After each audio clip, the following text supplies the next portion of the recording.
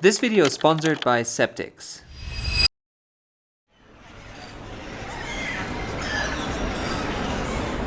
You know, in some ways traveling is a lot like your long distance girlfriend.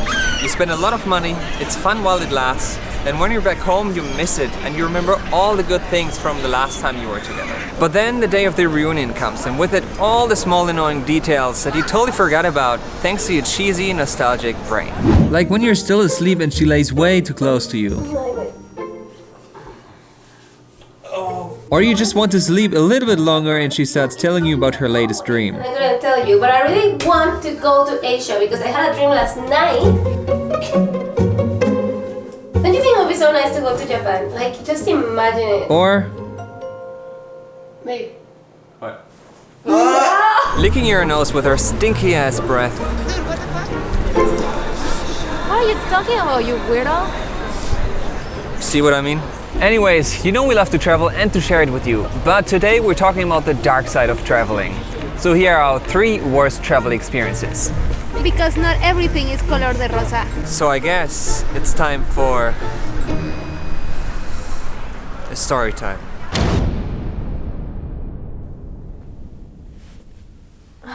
The hell? What happened? Ah, my head. Venice. Germany's on the way.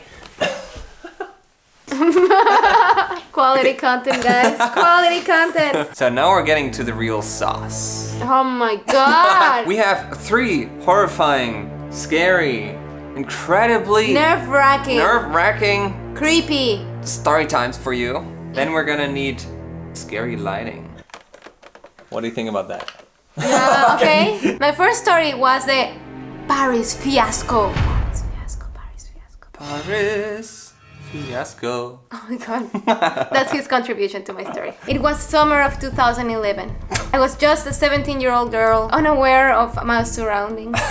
And I really wanted to go on a trip overseas for the very first time. I was gonna travel with an airplane. First time. And Anyways. yeah, I'm too lazy to tell the whole story like that. I had this idea that when you travel on an airplane, you're supposed to make friends with your neighbors.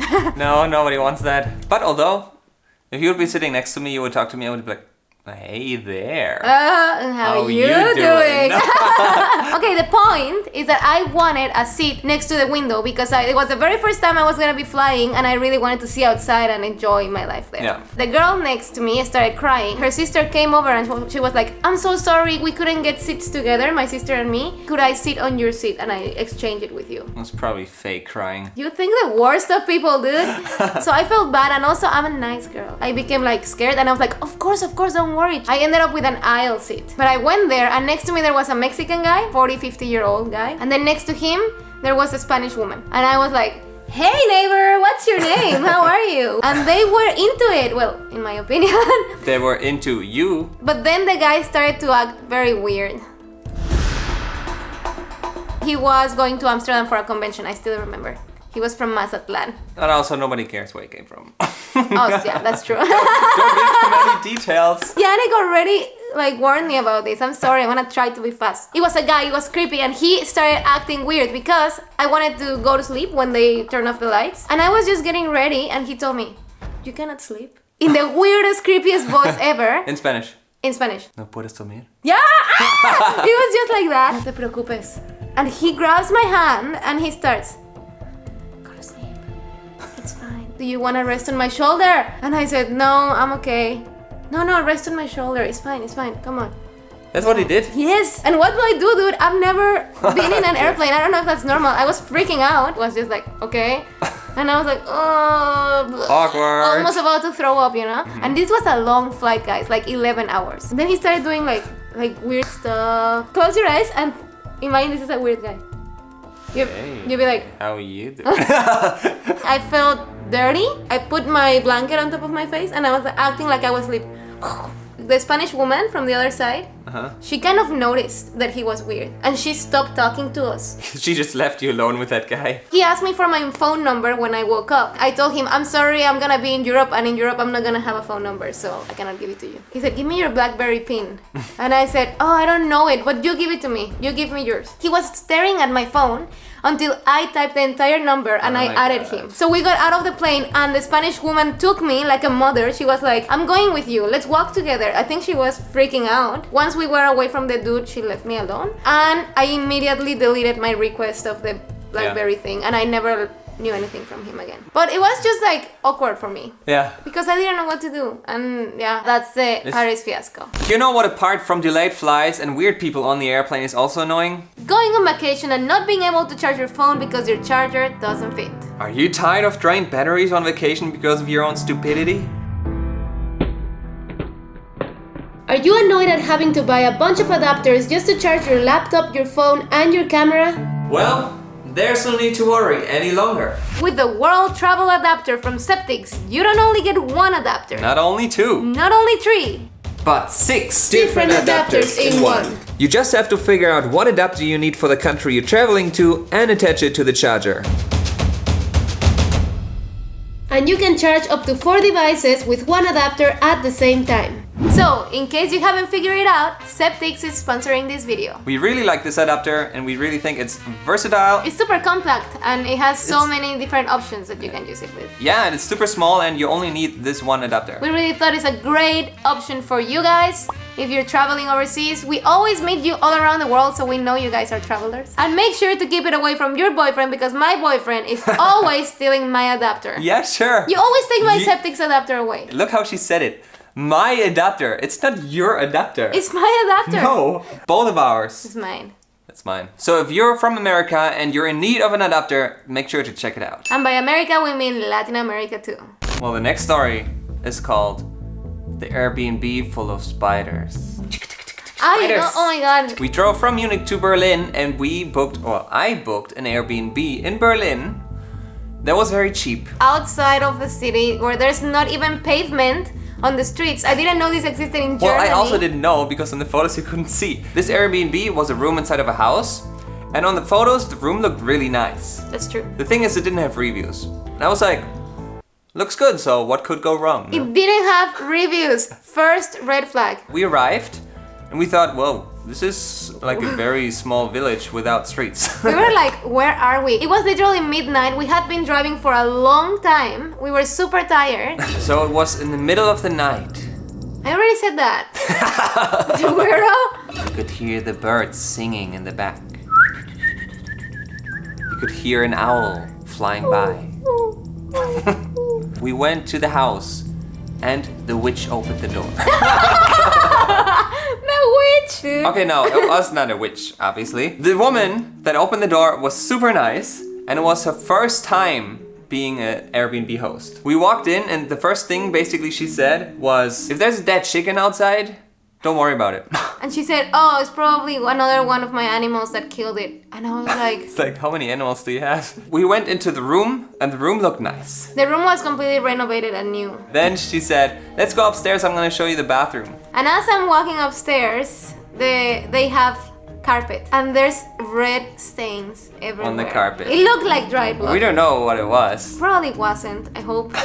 But it was still okay. Yeah. Like, we're not that picky. So no, we're not that picky. We were like, okay, weird, but it's okay. Then we went back into the room. She left us alone. I think I laid on the bed and then I looked up. And she said, Janik! There's a spider. I actually took a glass. I got the spider and I brought it outside. And then I come back. And I'm in a corner, shivering, and I'm just like, I cannot sleep here. Freaking I cannot out. sleep here. I asked her why and she said, there are more spiders. The room was full of spiders, man. There were like 400 spiders. At least, if not 4,000. No, but I'm not even kidding. In one corner, I counted it, and it was just one small corner, and they were like 50. There were a lot of those big ones with very skinny legs. A lot. You could see them easily, but if you look closer, you could see little dots on the walls. And then the dots started moving. Oh! So I went outside, I told the woman, do you have a vacuum? And she said, oh, there are spiders again? I already vacuumed a few hours ago. You know how they say at night when you're sleeping, you probably eat a lot of spiders in your sleep? Yeah. I was just thinking, I'm gonna eat 100 spiders. Yes, tonight. I was just... But that would have been okay because we didn't have dinner. Oh my god, so dumb. Disclaimer, I'm scared of spiders and heights. So. Yeah, she has a trauma. She gave me a vacuum, I vacuumed the room.